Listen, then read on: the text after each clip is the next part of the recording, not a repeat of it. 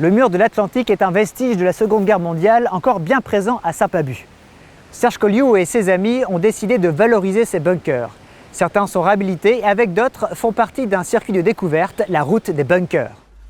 En 1944, en Finistère, l'un des principaux centres de transmission et de détection aérienne allemands se trouvait à Saint-Pabu. On recense plus de 70 blocos sur la commune.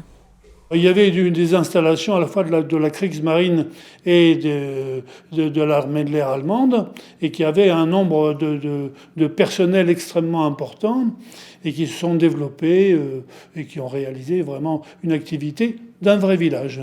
Voilà une représentation du camp tel qu'il existait à la Libération. Donc on voit un nombre incalculable de blocos, mais également de réalisations style mine et tout ce qui s'ensuit. La partie village, la partie rivière, la partie dune. La plupart des bunkers de Saint-Pabu se trouvent sur terrain privé.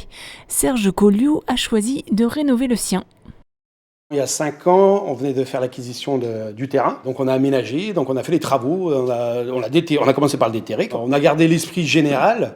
Attention, c'est pas un musée, c'est vous retrouvez un petit peu des touches par-ci par-là qui rappellent effectivement l'histoire, mais sans être un peu trop lourd dans le passé.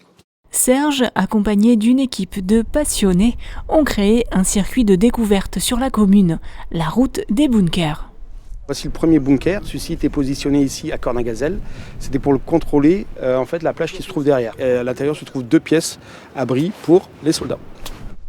Cette position est constituée de 3 petits bunkers et un gros bunker qu'on ne voit plus qui se situe là sous la dune qui a été enterrée après-guerre.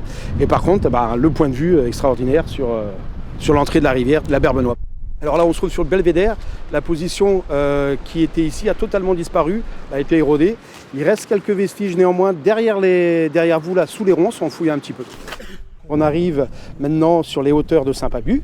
Donc c'est ici qu'était installé le camp radar de Saint-Pabu, sur toute la ligne de crête. Derrière moi, vous avez un bunker qui était surmonté d'une batterie antiaérienne. Il servait au fonctionnement du camp et à la défense des installations des environs. Le point 4, donc, il est sur la route de Cornargazelle. On a le Freya, donc c'est une cuve qui servait d'abritation de radar. Et donc, comme vous pouvez constater, les murs ils sont obliques, penchés. C'était pour éviter, en cas de bombardement, que les radars soient détruits.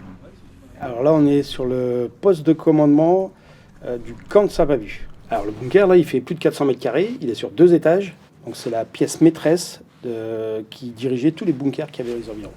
Aujourd'hui, il a été réhabilité en BNB, en location insolite. Alors là, on est à l'ancienne commandantour. Si vous regardez bien, rien n'a changé. Les éléments décoratifs, la structure du bâtiment est restée telle quelle. La commandantour, elle, c'est la direction administrative du secteur. L'hôtel de la mer, c'est le dernier point de la rando. Cet hôtel a été réquisitionné en 1942. Il servait de point d'observation pour les Allemands, en attendant que le bunker qui se trouve un petit peu derrière soit construit. Une fois le bunker construit, l'hôtel a été rasé et reconstruit après-guerre. On a fait une petite boucle de 2 petites heures tranquillement avec les principaux points d'intérêt du camp de Saint-Pabu. Maintenant, il y a encore plein de choses à faire, plein de choses à découvrir et pourquoi pas faire des connexions avec d'autres secteurs.